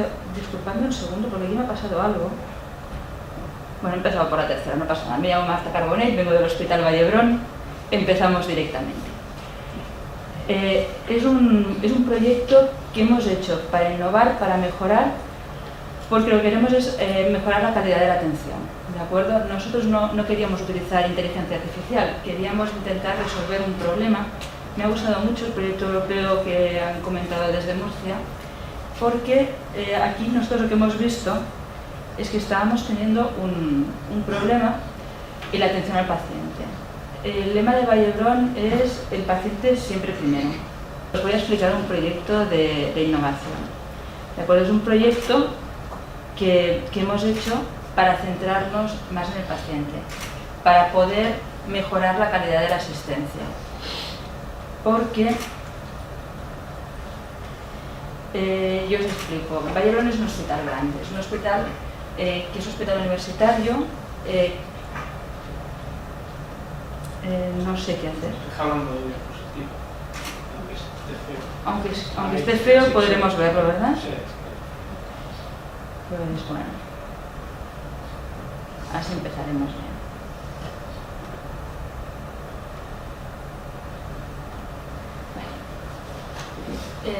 Tal como os explicaba, Vallebrón es un hospital universitario que está dentro de un campus que comparte con 3 instituciones más que son de asistencia y institutos de investigación. Con lo cual estamos bastante enlazados con todo el tema de ir cada vez mejorando, encontrando maneras creativas, porque a nivel de presupuesto es complicado, de poder hacer con los mismos recursos mejor el trabajo y dar mejor asistencia a nuestros pacientes. Entonces, teniendo en mente qué es lo que queremos y teniendo en mente cuáles son los problemas que abordamos, os pongo algunos datos para que os hagáis un poco la idea de las dimensiones. Estamos hablando de un hospital con más de 9.000 profesionales, que vienen más de 1 millón de pacientes al año. Concretamente, en el ámbito que estamos hablando, que es consulta externa, hay unas 900.000 visitas, solamente teniendo en cuenta visitas, no estamos contando las pruebas. Con lo cual tenemos mucha información, muchos usuarios, muchos pacientes. La inteligencia humana no nos es suficiente y necesitamos incorporar la inteligencia artificial para poder seguir adelante y poder dar mejor calidad. Entonces, ahora os explicaré un poquito el proyecto, qué nos ha llevado a buscar soluciones diferentes, qué objetivo nos hemos marcado, cómo hemos decidido abordar el proyecto para tener soluciones a medio corto que después podamos diseminar en el resto de la institución, el alcance que hemos marcado. Para empezar, el sistema de información escogido y diseñado para dar soporte, cómo lo hemos integrado con nuestros GIS, porque para nosotros es muy importante que a la vez que damos más calidad, que generamos herramientas para dar soporte, no generemos más tareas a la asistencial, que tiene poco tiempo para visitar al paciente y que muchas veces lo que nos dice es: cada vez que me traéis algo me dais más faena. Y después, para quien le interese, una pequeña pincelada de la arquitectura física y lógica del sistema. Pues bueno, empecemos. ¿Qué nos pasa ahora mismo? En consultas externas, el nivel de codificación en todos los hospitales es bajo. Así como en hospitalización, en urgencias, se acaba con un informe de alta y hay un nivel de codificación alto, en consultas externas el volumen de pacientes que se ve es muy alto, hay mucha presión de lista de espera. Los médicos ven muchos pacientes en las sesiones y disponen de poco tiempo para verlos. Justamente por esa razón, la información que introducen es el lenguaje natural y no está codificada, y por esa razón, cuando vuelven a ver al paciente, y son pacientes, como comentaba Flora antes, que son población envejecida con patología crónica, que tienen muchos datos, tardan un tiempo importante en procesar la información que tienen en el sistema a nivel de anamnesis, a nivel de hallazgos, porque sí que es verdad que tenemos datos estructurados. Tenemos analíticas de laboratorio, cada vez más equipos como los electros nos vuelcan los datos y tenemos la información, tenemos espirómetros y tenemos las fracciones de eyección, tenemos información, pero hay muchos datos, muchísimos, no estructurados. Y por otra parte, los médicos lo que tienen que hacer es ver al paciente, tienen que hablar con él, tienen que identificar los síntomas, clasificarlos correctamente, evaluar posibilidades de tratamiento y discutirlos con el paciente. Y ahora mismo no tienen mucho tiempo. Y por otra parte, como los datos los guardamos no estructurados, nos es muy difícil evaluar resultados. ¿Qué objetivo nos marcamos? Queremos que los médicos puedan dedicarse a hacer de médicos, que puedan aumentar el tiempo que dedican al paciente en cada una de las visitas. Y queremos poder disponer de los datos estructurados para dos cosas. Primera, para poder ayudar a interpretar los datos existentes y poder hacer herramientas de soporte a la decisión, pero también para que más adelante, una vez el paciente va pasando por las diferentes fases, podamos medir los resultados. Y en general, si tenemos medición de resultados y vemos qué cosas van bien, si tenemos datos estructurados y ayuda a la asistencia, podemos mejorar la calidad. Y otra vez, intentando no complicar la vida demasiado. ¿Cómo decidimos abordar el proyecto? En primer lugar, vimos una oportunidad, ¿de acuerdo?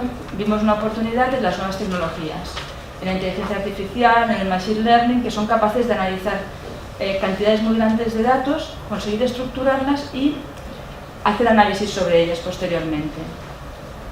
Vimos que teníamos esta posibilidad y también que podíamos montar un equipo relativamente potente, cogiendo piezas internas de nuestro hospital de diferentes áreas, de la Dirección de Innovación Asistencial, de la Dirección de Tecnología y personal asistencial clínico, y trabajar conjuntamente en colaboración con una empresa, en este caso ha sido una startup, IOMED, que dispone de un producto que hacía lo que necesitamos, que está especializado en analizar lenguaje natural y poder codificarlo.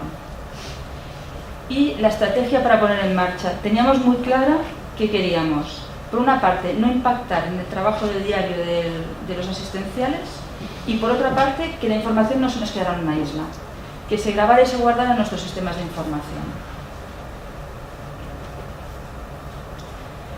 ¿Qué decidimos entonces? Pues marcar un alcance que fuera factible, que a un tiempo corto pudiéramos ver resultados, pudiéramos ver si funcionaba y a la vez que pudiéramos después desplegarlo en otros puntos. ¿Qué ámbitos ha escogido? Consultas externas de traumatología. ¿Y por qué? Porque los problemas que os he explicado son clarísimos en traumatología. Hay mucho paciente que va por temas de prótesis, de rodilla, de cadera, son pacientes que tienen una historia ya abultada. Y aparte, en este servicio teníamos profesionales motivados que sabíamos que nos ayudarían a identificar, a pasar por los primeros problemas que tuviéramos en las experiencias y hacerlos avanzar. ¿Qué más hicimos? Definir la integración que haríamos de sistemas en esta primera fase. Por una parte, queríamos asegurar que la información de lenguaje natural que entraríamos en esta herramienta de estructura la guardaríamos en nuestro sistema de gestión de pacientes. Es el mismo sistema que ha explicado Juan antes, habéis visto que es muy amigable, el SAPEL. Pues queremos que la información esté, pero bueno, lo hemos integrado. Y por otra parte, queríamos que la función de análisis estuviera desde la misma estación clínica en la que el médico pide las pruebas, visualiza los resultados, que no tuviera que ir a otro punto. Y aparte, el otro punto que hicimos fue restringir la funcionalidad que daríamos en el piloto. En el piloto nos limitaremos a codificar la información antigua del paciente y registrar codificada la información nueva, pero todavía no pondremos en marcha herramientas que se podrán poner en marcha más adelante de análisis. Y un último punto, decidimos entrenar previamente al sistema.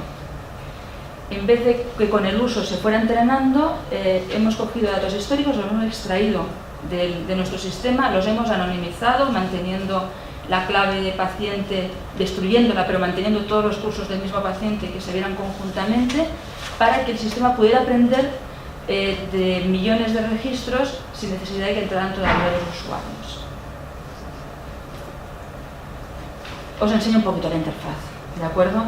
Como veis, hemos hecho una cosita muy simple, ¿de acuerdo? Hemos intentado mantener el flujo. Por tanto, en la estación clínica, en la que existe ahora, hemos incorporado esta caja que se accede desde un botón, desde el punto 90 donde inscribes el curso clínico, y que si nos funciona bien después lo integraremos y esto será una función como el corrector de Word, ¿vale?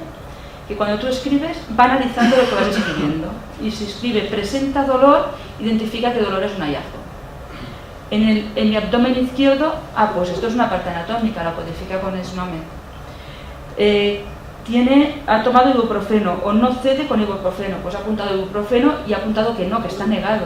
Incorpora el contexto, indicando la negación. Dice, esto es un principio activo. Vale. Entonces la interfaz es muy sencillita, guarda los datos y cuando guardas, el sistema de inteligencia artificial se guarda los codificados y las relaciones y el lenguaje natural va a parar al curso clínico, de manera que cuando haya la siguiente visita de interconsulta de rehabilitación que todavía no usa el sistema, seguirá viendo todo y no habrá perdido información. Y por otra parte hemos hecho una integración basada en web services que lo que hace es, desde el GIS, pasa la información al sistema de IOMED, IOMED la analiza, la codifica, genera identificadores y la guarda, ¿de acuerdo? Y así tenemos toda la información, ya os he dicho, muy simple, que no afecta al flujo.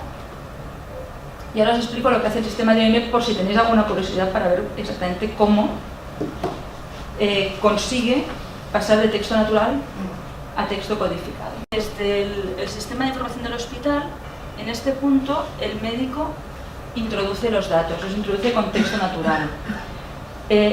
una serie de APIs, de Application Parametric Interface, de pequeños programitas, de algoritmos, le matizan esta información. Yo también tengo que aprender nomenclatura.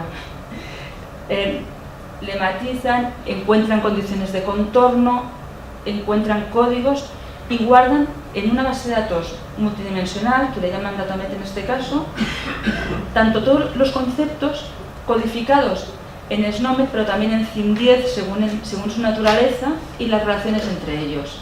Por ejemplo, pueden poner el CIM10 de un diagnóstico de cáncer correspondiendo al padre, ¿de acuerdo? Como antecedente familiar. Y hasta aquí es lo que hemos puesto en el primer punto. A la derecha veis los siguientes pasos. Utilización de estos datos para herramientas de análisis predictivo o para métricas y resultados. Arquitectura, lo que os decía, os hago una simple pincelada. El sistema de inteligencia artificial está montado en un sistema de contenedores, de dockers, orquestados con Kubernetes. ¿Esto qué significa? Pues estamos con las últimas tecnologías que nos permiten definir plantillas que incorporan la base de datos, como es el servidor de aplicaciones, o sea, todo el conjunto para desplegarlo y moverlo con facilidad y para hacerlo más escalable, ¿de acuerdo? Para que sea fácil en un momento dado darle escalabilidad, darle movimiento, poder desde sistemas poderlo hacer mucho más sencillo. Pero este sistema no puede trabajar solo. Si queremos que el médico no se dé cuenta, tiene que hablarse con nuestro bus de integración, que se llama Ensemble, en este caso de InterSystems, y este bus está comunicado con el SAP. Es inevitable, ¿de acuerdo? Con lo cual hemos tenido que poner complejidad tecnológica para no complicarle la vida en el día a día al asistencial. ¿Y cuál es nuestro futuro? Pues con la disponibilidad de los datos estructurados queremos crear herramientas de soporte, poder hacer modelos predictivos que nos permitan identificar que este paciente que tenemos ahora mismo en la consulta tiene una tipología similar a otros pacientes que hemos tenido a los cuales les ha ido bien. De los 3 tratamientos que podrías darle, el segundo. Dices, proponle al médico que haga el segundo, que parece que le tendrá el mejor resultado. O que podamos hacer un screening predictivo, que podamos decir, de todos estos pacientes que tienes en tu población, por sus características, pues esta lista que te encuentro es probable que tengan una exacerbación en un futuro próximo. Tienes que hacerles algún control. Y que podamos medir resultados. Tenemos un proyecto en el hospital basado en la medicina basada en el valor, que no es únicamente identificar que los resultados clínicos son buenos, que hemos bajado la glicemia en un paciente diabético, sino que se encuentra bien y que puede realizar su actividad física normal y que no ha tenido ningún síncope durante el tiempo. Quiero decir que estamos permitiendo disponer de herramientas para poder mejorar la asistencia, para poder mejorar el resultado y para poder facilitar a los gestores identificar en qué áreas les interesa poder hacer alguna acción, alguna intervención que mejore los resultados del hospital en general. Y, pues bueno, esto es lo que os explicaba. Es un proyecto de innovación y la inteligencia artificial es una herramienta para mejorar la calidad. Y tenemos que intentar entre todos pues, centrarnos siempre en que no se trata de conseguir herramientas más que tengan más glamour, sino herramientas útiles y que cuando se las des a un asistencial te diga, bueno, me has facilitado un poquito la vida. Muchas gracias a todos.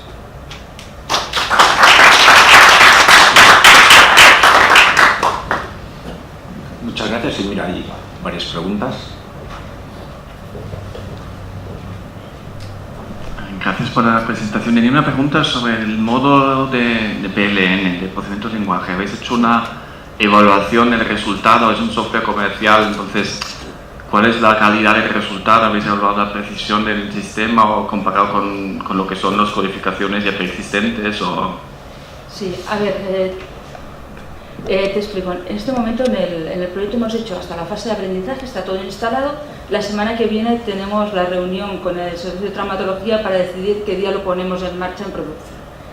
O sea, la parte de aprendizaje está hecha. Si hay un módulo de revisión, no es simplemente que la información que se ha traspasado haya quedado codificada, sino que ha habido una revisión posterior para ver que había quedado bien codificada. Estamos trabajando, tenemos un convenio con esta empresa para co-crear un resultado, ¿de acuerdo? Y la evaluación de que los datos están correctamente está trabajando dentro de la Dirección de Innovación. Formando parte de ella está el Servicio de Documentación Clínica, ¿de acuerdo? Con lo cual, por eso os comentaba que es muy importante las piezas que forman parte del equipo, porque desde la parte asistencial, pues claro, yo esto soy incapaz de saber si está codificándolo bien o no, pero Rosy Muñoz, la documentalista, sí que lo veo un poquito más fácil.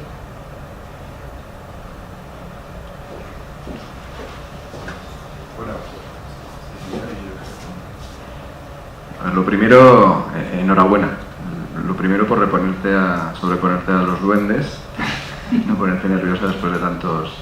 Y lo segundo por el proyecto, porque creo que es muy valiente y es una cosa que nosotros estamos sentados encima de un tesoro que es un montón de datos de historia clínica, ya empezando por los históricos que llevamos acumulados y que no le sacamos ni una milésima de lo que podríamos sacarle. Y sobre todo lo que tú dices, que primero hay que buscar el beneficio y el valor para el profesional de facilitárselo, en este caso codificando de forma inequívoca, automática, y no haciendo que además de saber medicina y adivinar lo que tiene el paciente, tenga además que saber este código, este otro. Y por otro lado que eso ofrezca un valor y que sea a través de la herramienta que corresponde. En este caso, aplicar inteligencia artificial y hacer también un poco de Big Data, que es lo que estáis haciendo, pues es muy valiente. Yo creo que es el camino y eso va a dar un resultado enorme. Yo te quería preguntar, porque estáis al comienzo, como ese bebé que has puesto. Ahora mismo habéis entrenado con el histórico y tenéis la codificación, pero tendéis a que eso sea un asistente a que a medida que escribes te vaya desambiguando y por otro lado incluso te sugiera diagnósticos y tratamientos más eficientes, etcétera. O sea que vas a poder tener, digamos, todo el conocimiento acumulado en tu hospital o en tu base de datos o con lo que...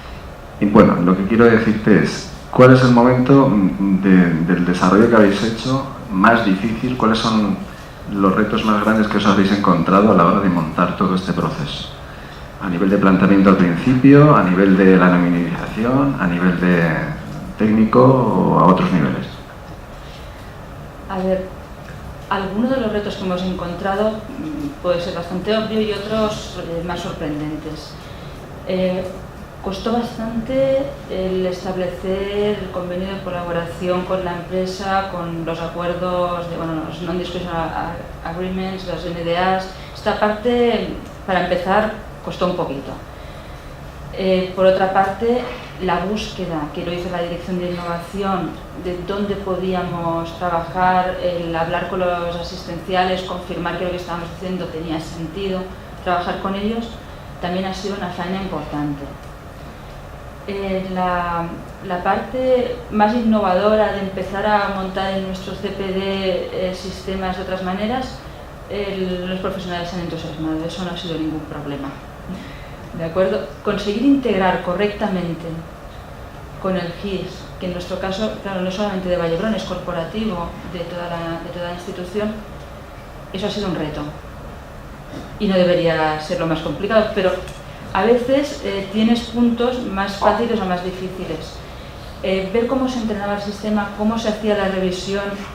Hay una herramienta de revisión. Inicialmente pensaban que lo podían hacer los clínicos, después se hizo más en el núcleo de proyecto. Para explicaros más en detalle cómo lo han hecho, ¿no? Eso sí que tendría que hacer preguntas y, de hecho, creo que en tu caso conoces a la persona que está involucrada, que es Yolima. Os podrían decir más ellos cómo han hecho, pero eso sé que les ha costado porque no han acabado haciéndolo como habían pensado inicialmente. Han visto que su idea de que lo hacían los clínicos finales no era lo más adecuado y lo han pasado más a la parte interna, un cribaje previo de la parte técnica de la empresa que estaba colaborando, supongo que después han entrado desde innovación. Pero la fase inicial de cómo iniciar la colaboración quizá es la que más tiempo ha llevado. Sí. Las leyes que la tecnología. Bueno, Ahora hemos hecho la parte de codificación. Proponer diagnósticos con lo que tú estás escribiendo en lenguaje natural es la parte fácil.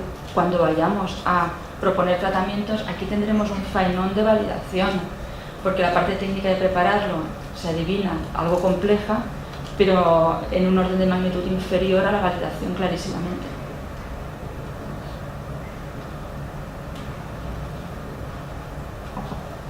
Muy bien, ¿alguna pregunta más? Pues la verdad que nos ha sobrado tiempo, pero esto a lo mejor nos viene bien para poder asistir a la entrega de premios y a la clausura del evento. Muchas gracias a todos los ponentes y a los asistentes, que al final se hace esto por vosotros.